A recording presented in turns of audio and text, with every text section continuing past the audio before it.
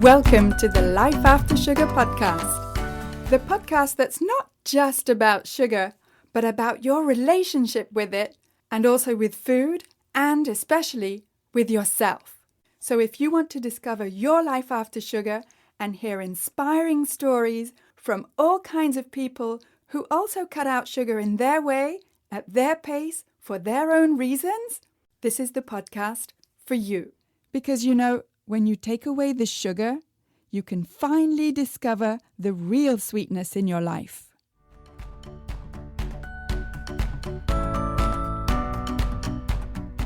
I'm your host, Netta Gorman, and today I'm talking with Dr. Lucy Burns, who's an experienced GP in Australia and whose passion is lifestyle medicine.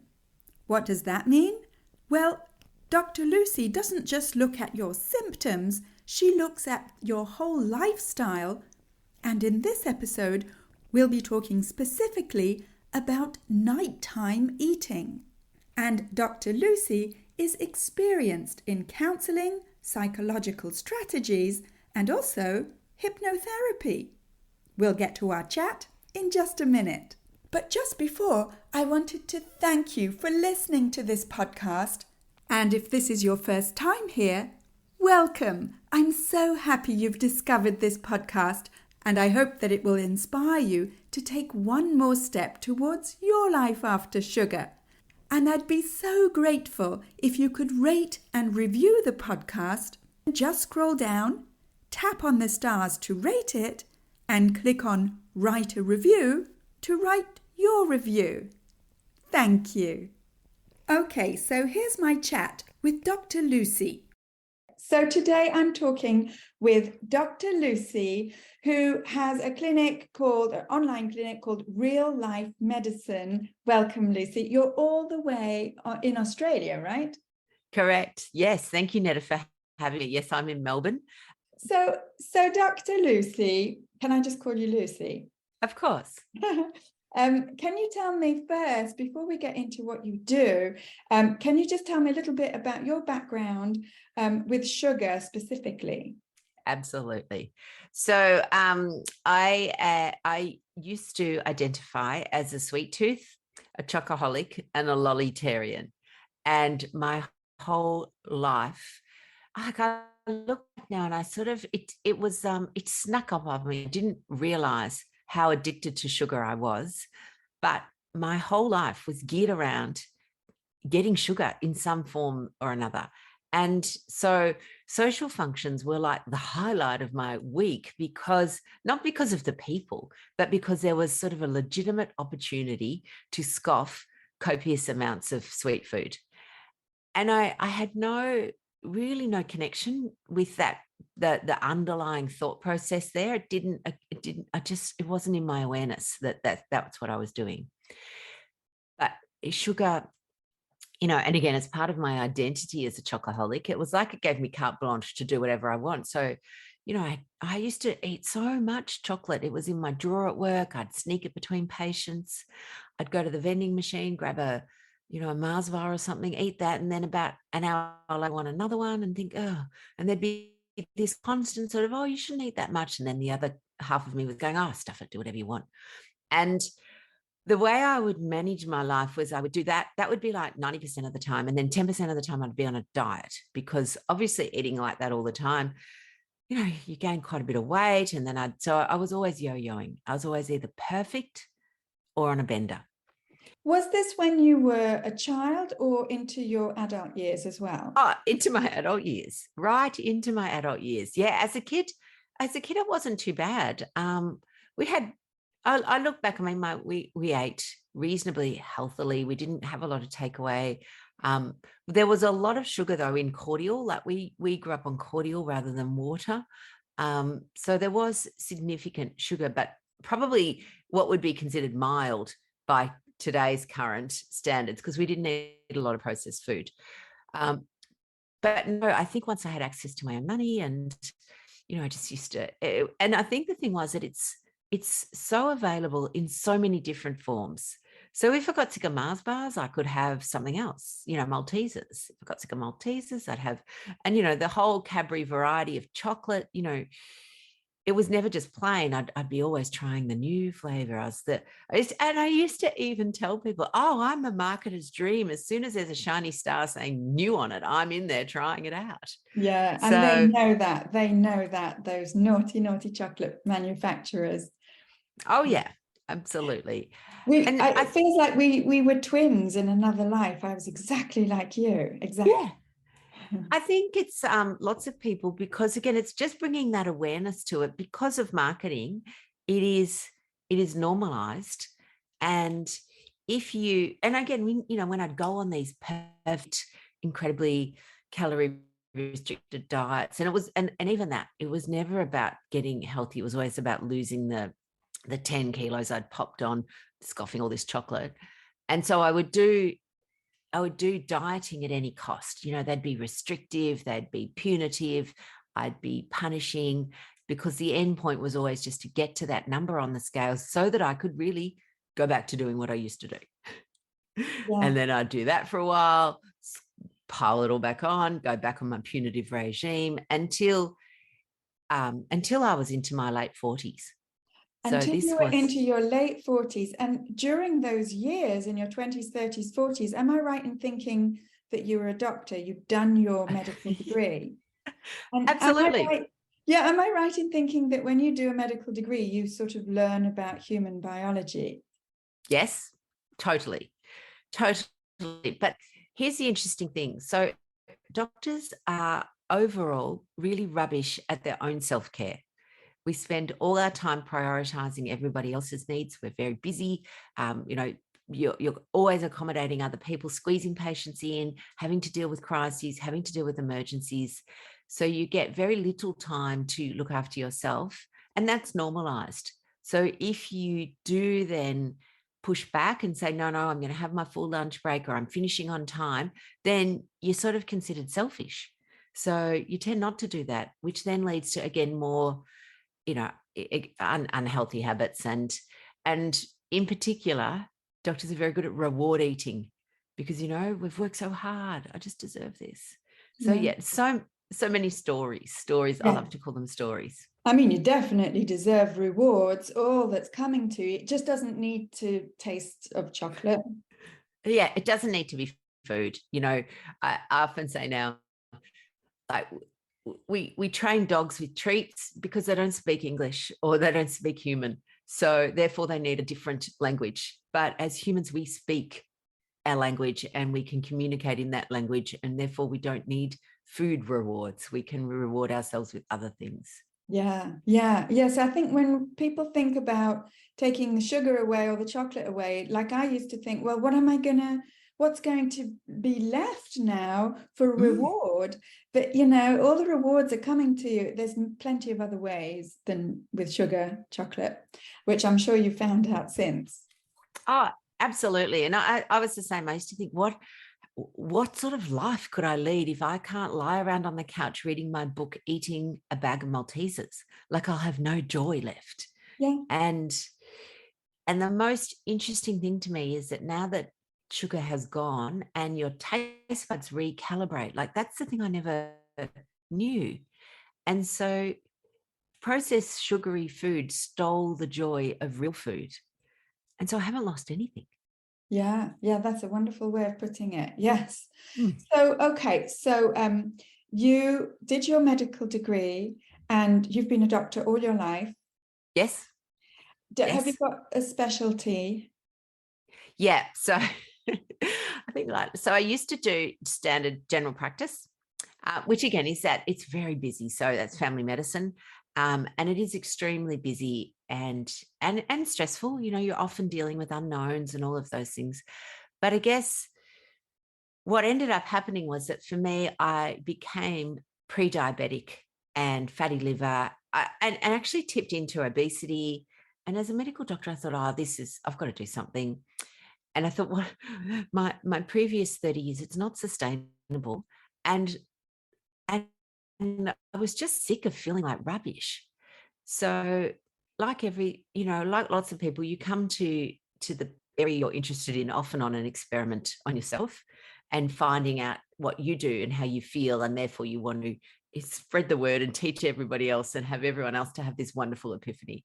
So over the last 5 years, I've transitioned to doing lifestyle medicine and really helping people feel their best, with minimal medications and using all of the wonderful lifestyle medicine we have, which I know fundamentally people know. Like most people know that you need to eat well, that you need to exercise, that you should go to bed on time. We know that, but we don't do it. So the genius is really the idea of helping people work out why aren't they doing the things that they fundamentally know they should be doing. Yeah. And fancy that, a doctor who's like, yeah, I think we'll reduce the medication or the need for medication. We're mind blown. I know. And it's like that's my dopamine hit these days. It's not scoffing the Kit Kat. It's crossing a medication off someone's chart. I go, you don't need this anymore. Yeah. And again, it's so exciting. Yeah, wonderful. So I'd like to talk to you about as far as I know, one of your specialities, which is to do with the brain and to do with nighttime eating, right? Yeah, absolutely. Yes. Is that a thing? Totally. So some people wake up and eat, but for most people, it is that after dinner eating that people do. And it's amazingly common and would be one of the biggest things that people come and ask for my help. They go, yeah, I know what I'm supposed to do. And and I'll use the words good in inverted commas, good all day. And then I have my dinner. And then after dinner, I just can't help it. I sit on the couch and I eat ice cream or scoff biscuits or, and I want to stop doing that. Or when you say nighttime, do you mean during the evening or do you mean waking up in the middle of the night and eating? Both. Okay. Both. So some people do both. But the majority would be evening, but yeah, people do wake up overnight and eat. Yeah, which is fascinating and very unhelpful for them. Okay. So I think, one of the things that we love talking about is, so the knowledge, again, it's that the people have knowledge, but it's the implementation of that knowledge that is where they can fall down. And as I said, their tool is often just to tell themselves not to do it. And that's their only tool. And that, that doesn't always work, because when we negotiate with ourselves to start tomorrow. So understanding your brain, it's really understanding your brain, why your brain is doing certain things, and then being able to work with that and then unpack that and then rewrite it. Okay. Because it seems to me, from my life before and now from everyone that I work with in Life After Sugar, it seems to me that we are in this long-term, lifelong habit of eating. You sit down, it's like a Pavlovian dog, right? You sit down on the couch, the TV is on, you reach out for the sweet foods or any type of food. It could be salty and crunchy. And it's like, it is so difficult to change such an ingrained habit. Where do you even start? So the first thing I talk about is that for a lot of people, they're under eating during the day. And that's this thing of being good all day. So our brain and body do have minimal requirements of food, and they involve nutrients and protein. We have minimal requirements that we need to do most days because our body doesn't store protein and it doesn't store a lot of the minerals. It stores some vitamins, so fat-soluble vitamins are stored, but the other ones aren't. And so our clever brain, if we haven't met our requirements, particularly after a couple of days, it tells us we're hungry. And what we do then is we go and, most people after dinner wouldn't sit down and eat another piece of steak. They'll go, oh, I'm hungry. I'm hungry for a biscuit. And so they'll go and get a cookie or or chips or crisp or something like that. So I often will get people to do a protein. Again, I'm not a huge tracking fan. It's a bit diety, but just to have some idea, how much protein are you eating during the day? Because the vast majority, particularly women, undereat their protein. Yeah. So you have to sort the physiology out first. So making sure, and for us, we recommend that and again, it's average, that most people should be eating a minimum of 1 gram of protein per kilo of body weight. Yeah, I've seen that. And then my brain like checks out because of all the math now. You got to calculate that. Yeah, it's tricky again if you're in the US, when you've got pounds and ounces and all of that stuff, and I find that a little tricky too. But it's sort of easy for metric, because if you weigh 100 kilos, then you need 100 grams of protein a day. And But if you weigh 100 grams 80, of protein, that's not the same as 100 grams of meat or something. correct. Most, and again, you can go and do calculators, or you just do a rule of thumb. Most protein sources, so most meat is about a quarter protein. So most steak, 200 grams is 25 grams. So if you've got a 250 gram piece of steak, then you go, well, what's a quarter? It's about 65 grams of protein. Okay, which isn't that much actually. No, Mm. this is the thing. Most people, because we've been conditioned over years to eat, that palm-sized piece of meat, which is really pathetic. It's a tiny amount. Like you're not going to get it from that. Yeah. So yeah, it's been really, and again, because a lot of protein comes with some fat sources like cheese, and fat was demonized, then people, got their protein through, wheat and plant-based products, which just don't have as much protein. Yeah, You need to eat and a not hell quite of a lot of it. yeah, and not as bioavailable either. So it's sort of a No, double whammy. yeah, absolutely.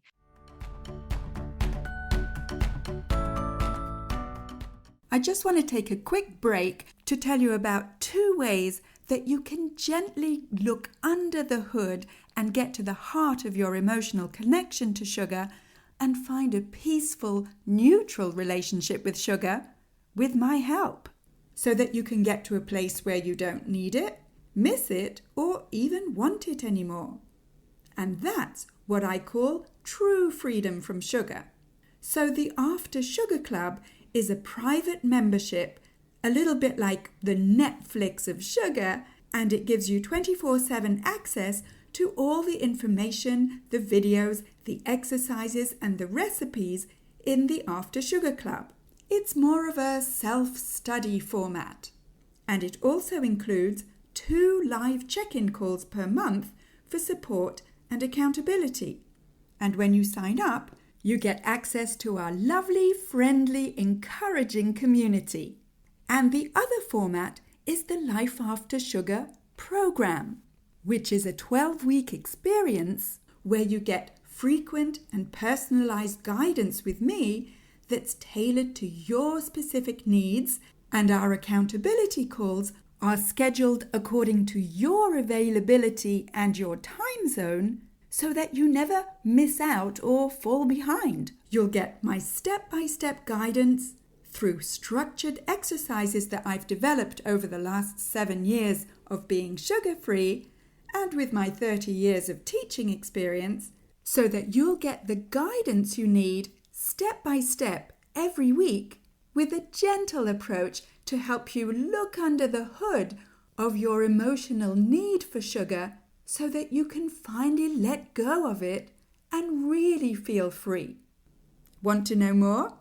Go to aftersugarclub.com and click on Join the Club to check out the After Sugar Club, and click on the Program tab in the top menu at aftersugarclub.com to see everything that's included in the Life After Sugar 12-week program and to apply to join. All right, let's get back to Dr. Lucy. So first step, fix your physiology. And that for a lot of people does the job.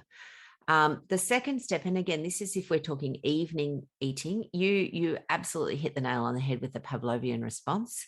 It's almost everything, because our brain is conditioned, and that Pavlovian response. So I'm sure your listeners know about it, but I love just telling the story again of Pavlov and his dog. And so Pavlov was a Czechoslovakian scientist who did behavioral dog experiments, and he wanted to, but at the fundamental thing, he thought, can you command a dog to salivate? And you can't. You ask the dog to sit and it'll sit, lie down, it'll lie down, drool, and it won't. It just doesn't know what you're talking about. And we don't either. We can't command ourselves to drool. But he obviously saw that when the dog is eating, it starts to salivate before the food comes. And he noticed, how long before the food comes will the dog salivate? And it was, first he thought, oh, maybe it's when it sees the food. No, it was starting to salivate when it heard the people's footsteps, so the keeper's footsteps. So he worked out that there was an auditory component as well. So it wasn't always to do with the sight, and it wasn't always to do with the smell. It was auditory, or any of our senses. And so then he came up with this really interesting thing, because he thought, well, walking and the food, that makes sense. So then he just started ringing a bell. So he started ringing the bell randomly, and of course nothing happened, no salivation. And then he tied that bell to the giving of the food. And he did this for days and days and weeks and weeks and months. And then it became apparent that anytime a bell rang, whether there was food coming or not, the dog would just automatically start drooling. And this is exactly what we do. The minute we sit on the couch, our brain goes, oh, where's my snack? And so you're sitting on the couch and you're then entering this discussion with yourself about, where's my snack? I'm not having my snack. Yes, you're having your snack. And all of a sudden the snack becomes this dominant thought process, and our brain can't think of anything else but the snack.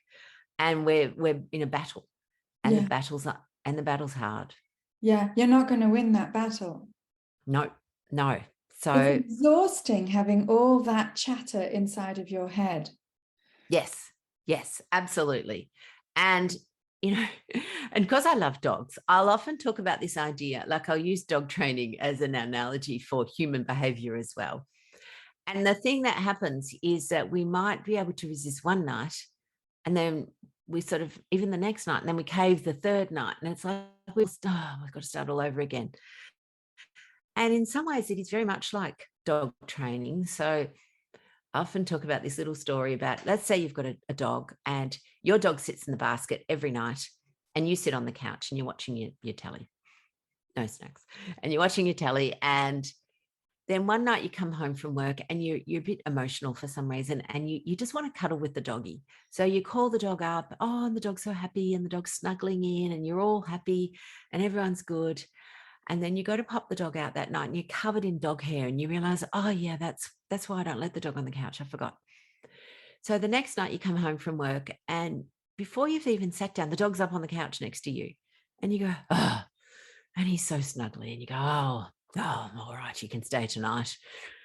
And then this goes on every day for the whole week. And by the end of the week, your couch is covered in dog hair, your vacuum cleaner's broken from vacuuming up all the dog hair, you've got no clothes left to wear because they're all covered in hair, and you go, enough's enough.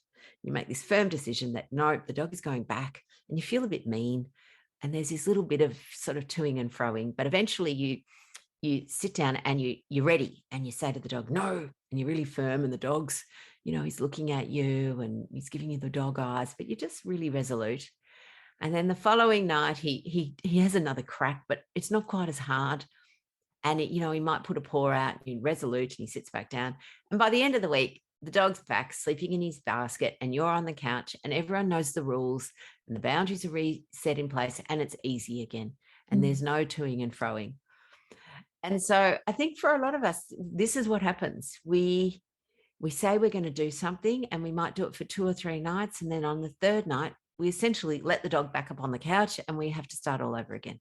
Yeah. Are we forever doomed to behave like a dog? Well, the way I look at it is, it is really about, so habits and boundaries, like they're very, once they're set in, then you're not having the discussion with yourself. And there's lots of places where we have boundaries that we don't even realize. And particularly, for example, the supermarket. So the majority of people, when they're going shopping, they tend not to stand in the supermarket aisle, rip open the packet of biscuits and eat them all. Most people don't do that.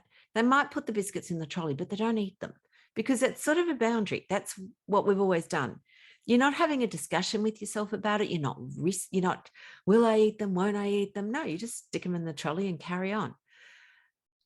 It's what and that's essentially the dog in the basket. So you've put them in the trolley. That's your dog in the basket. There's nothing to discuss. So once you become very clear in your boundaries, there's no discussion. Like, it's just stops. The step is, though, that reestablishing.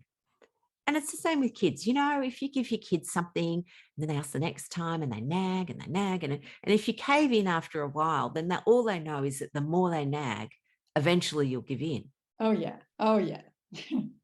So, yeah, understanding your brain and realizing that, my brain is just like a small kid, or it's just like the dog. It wants what it wants. But if I'm firm, and over time, it just then becomes ingrained as to what your new self does. And does that apply even when we're completely exhausted or stressed or bored or whatever, Does that still apply?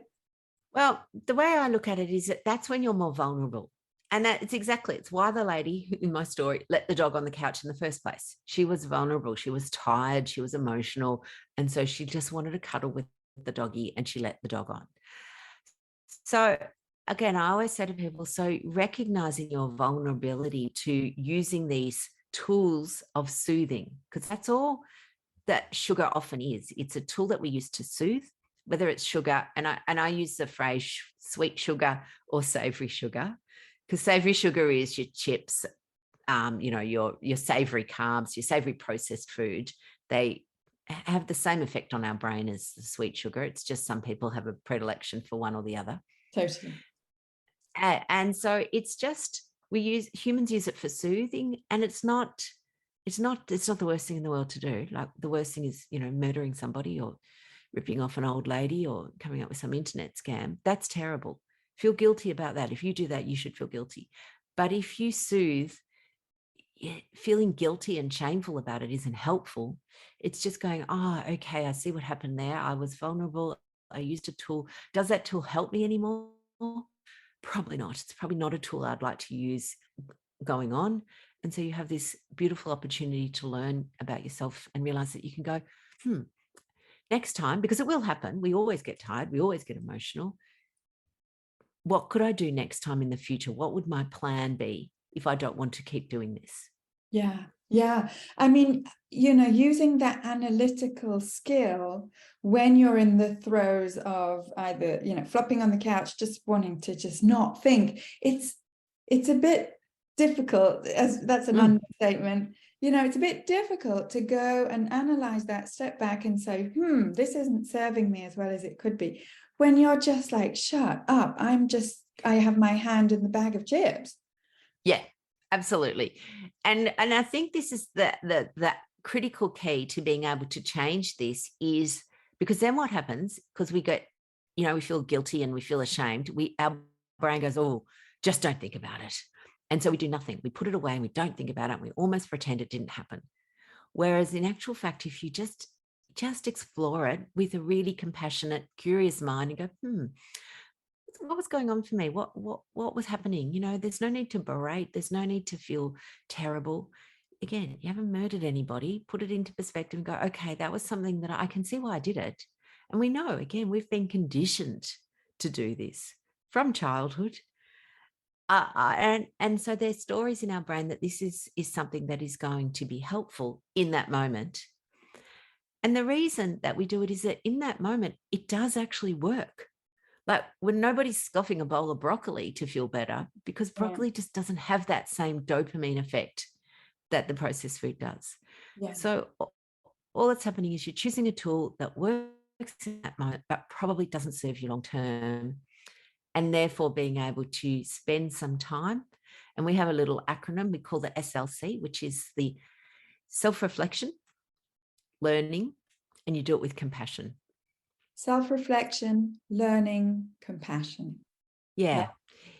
It's actually the tool for everything, really. Anything. It's how, if you can approach anything that you would like to change in your future, then you can go, okay. And the question is that self-reflection is, what's going on for me? What's happening? What what am I doing? And it's in a kind way, not what am I doing? This is hopeless, but in a beautiful way where what's going, and I'll talk to myself all the time. It's, I go, Lucy, what's happening for you? This isn't, and I'll go, oh, well, had a terrible day at work and this wasn't good. Okay, well, what can we do in the future?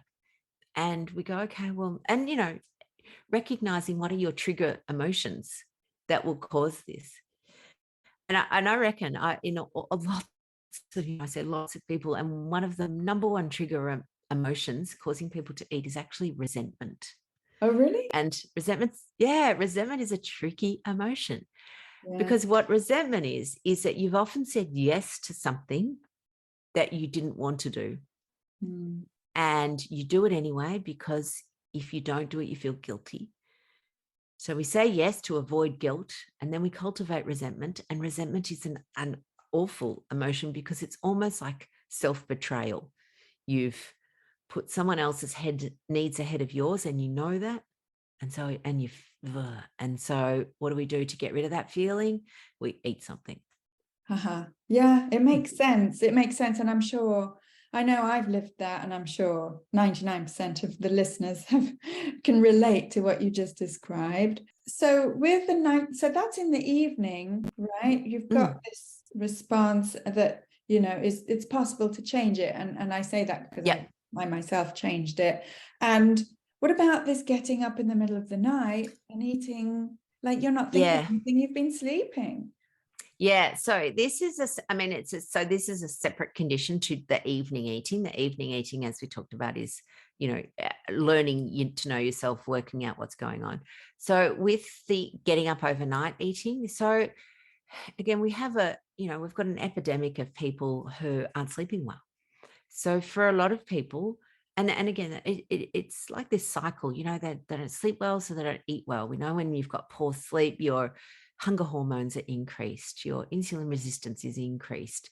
And so then their daytime, they're eating, they're just not thriving. So there's, again, two things that happen in this. Some people, again, are restricting extremely in the day. And so they're actually not meeting their physiological needs. They wake up overnight, they can't get back to sleep. And so their brain goes, well, why don't you get up and get a snack? Now, it's really interesting because for some people, eating some carbohydrates when they wake up does help them go back to sleep. So again, it becomes this self-perpetuating cycle where they've got a tool that helps them sleep. So that sort of makes sense. Interestingly, there's some amino acids that are very helpful for sleep, which is why the old story of warm milk helps people sleep. The tyramine is in the milk, and so it helps people sleep. But for the vast majority of people, it is they get up when they can't sleep because they're looking for something to do to break that lying in bed, worrying about not sleeping business. So you lie there for 40 minutes and you still haven't gone to sleep. So then your brain goes, oh, maybe you're hungry. And it's often just think of the brain as like a waiter offering you options. Maybe you're hungry. Oh, yes, I am. So you get up and have something to eat. And really, it's just a little suggestion that your brain has offered you, but it's not something you need to do. Right. So really about and people have this really just reverse sleep-wake cycle. Again, part of nighttime eating, and this is really interesting. It all forms in as part of it. Part of nighttime eating is this idea that, particularly for women, that the evening time is their sacred time. The kids have gone to bed. This is my time. This is me time. I'm going to sit on the couch. I'm going to watch some Netflix. I'm going to have myself a little snack. And so for some people, they're not having maybe the evening snack, but they're still staying up till, 1 o'clock in the morning. And their whole sleep-wake cycle is completely reversed. And you can have people eating the same food, exactly the same food, but at different times in that 24-hour cycle. And it will have different effects on their body and certainly different effects on their weight. So eating overnight is really unhelpful if you're trying to A, lose some weight, or B, get healthier, because the effects of that food are completely different to during the day. Well, that's fascinating. Yeah, this very same food will, I imagine, affect things like your insulin differently depending on the time of day when you eat it. That's amazing. Absolutely. Yeah. And this is part of the reason why shift working is so, long-term shift work is harmful to our health. And, look, I don't think they pay shift workers enough for the sacrifice that they make. Agreed. Yeah. Yeah, totally agree with that. Mm. Yes, definitely. So, how do you can you give us one practical tip of what to do when your brain, like a waiter, is offering you, how about a snack? It's only 1 a.m. Yeah, absolutely. So again, using that SLC, you can look and go, right, my brain, is this something I want to stop doing? So that's the first thing. Again, if you're happy eating at 1 a.m., and I'm imagining that all of your listeners who are listening to you are not, some people don't care, that's fine. Again, it's that's their business. But if this is something you're wanting to change, then you can go, it's so interesting, isn't it, that my brain offers me this option, but it's really not what I want to do, and it's really not helping me in the long term. What else could I do instead? So what else could I do in the future? Because it's going to offer it every night. And we can use that for every story our brain will offer us. And I have this little phrase called reasonable stories, because the stories sound almost believable. So your brain will say, well, when I eat, it helps me go back to sleep. So that's why I'm doing it. And that sounds, that could be reasonable, but is it helpful long term? A little bit like the story when your brain, for some people, your brain will say, just have a little bit, a little bit will be fine. You can have a little bit. And there's truth in that, except that most people don't stop at a little bit. If you stopped it a little bit, then it wouldn't be a problem. But most people, when they have a little bit, they have a little bit more, and then they finish. And it's the same with getting up overnight. You go, I'll just have a small bit. Well, again, most people don't get up and when they're eating overnight, have a tiny bit. They end up having a whole meal. And then you've got all those insulin responses that you alluded to, and insulin interacts with cortisol. All of our hormones are like a little orchestra. And if suddenly one's having to work when it's really not meant to be working, then the other ones are having to go, what? And they have to wake up, and it just creates this entire response, often inflammatory response too. Yeah. So it's really about this idea of, well, what else am I going to do instead? And recognizing that sometimes you need to do something that feels a little harder, much like that. You feel guilty in making the dog stay in the basket. So you may have to sort of do a little bit of hardness in order to make it easier. And so you may say, right, well, I'm not going to eat. Well, I can't sleep. Well, then get up and you can do some journaling. Think about what is it that's actually keeping you awake. Oh, well, I'm awake because, I'm stressed and I'm thinking about my work, and I'm, and again, I see people that get up and have alcohol overnight, and they're using that as a sedative. Again, it's just a tool. No need to be guilty about it, but thinking, well, is this a tool that I actually want to keep doing? Yeah. That's great. Making a plan. Yeah. It could even be you get up and do knitting, you get up and paint, you get up and do something, but just when your brain says have some toast, just go, actually, thanks, brain, but I'm not interested in that. Yeah, love that. Yeah, thank you, but no thanks. Yeah. So, Dr. Lucy, if people want to get in touch with you and see how you actually help them with all of these things and more, where can they find you? So real life medicine is really, so we love real life because, it is real life. Like you've got to be able to, whatever you want to do, you have to be able to do it in real life. It's so many people, I think this is where people get set up in situations where they can do something if life is perfect. And, it's got to attribute to real life. So that's why we called our business Real Life Medicine. So we're on all the socials under that. And our website is RL Medicine. Somebody took the Real Life Medicine domain and want $10,000 for it or something. So we thought, oh, well, RL, Real Life Medicine, rlmedicine.com. And yeah, you can find us there. Wonderful. Thank you so much. It was a real pleasure to talk to you. Oh, thanks, Netta. And thank you for all the work you're doing too. I just think there's so much need for everything. There are people that are just, they're not even surviving, let alone thriving. And we've just got to, I think the more people that can, talk about sugar and marketing and just be a force against the monumental marketing juggernaut, the better. Thank you. Oh, it's great to be on your team. Awesome. Smashing. All right. Thank you, Dr. Lucy. You're welcome. Ah, what fantastic tips there from Dr. Lucy. And I hope that helps you if you have any kind of struggles with eating at night time, whether it's in the evening when you finally have a minute to yourself to relax, or whether it's during the night. You're not alone. I've certainly been there. And so, as Dr. Lucy says, there's no shame in that behavior. We just need to learn how to change it and develop new habits that serve us better. And if you're looking for some free resources, specifically about letting go of sugar, then I have some for you on my website, aftersugarclub.com. You can go there and download your 5 tips to get rid of cravings, especially if you're an intermittent faster and you realize that sugar's getting in the way of you living your intermittent fasting lifestyle easily and naturally. You can also get your simple guide to getting more energy with less sugar. Just go to aftersugarclub.com and in the top menu, click on the Simple Guide tab. And while you're there on aftersugarclub.com, have a look around.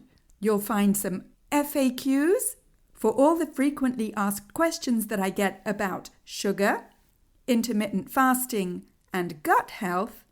And that's where you can also find my list of top 10 books about sugar, intermittent fasting, and gut health. And I also have lots of free resources and tips for you on the Life After Sugar Facebook page. And come and subscribe to my Instagram account at My Life After Sugar. That's where I post pictures of what I do, what I eat, and sometimes pictures of our cat. And basically, just to show you that it's totally possible to live a fun and active life, even if you don't eat sugar. And you can also subscribe to the Life After Sugar YouTube channel, where you'll find more tips and recipes, and also live videos and interviews. And if you enjoyed this episode and you're loving this podcast, then could I ask you please to scroll down and rate it and write a short review to let me know how this podcast is helping you in your life after sugar. And if you can share it with others who you think could also benefit from the inspiring stories on this podcast, then please do share it, because the more people that know about life after sugar, the more people we can help. Thank you for listening. That's it for this week. Keep in touch and see you soon for another episode.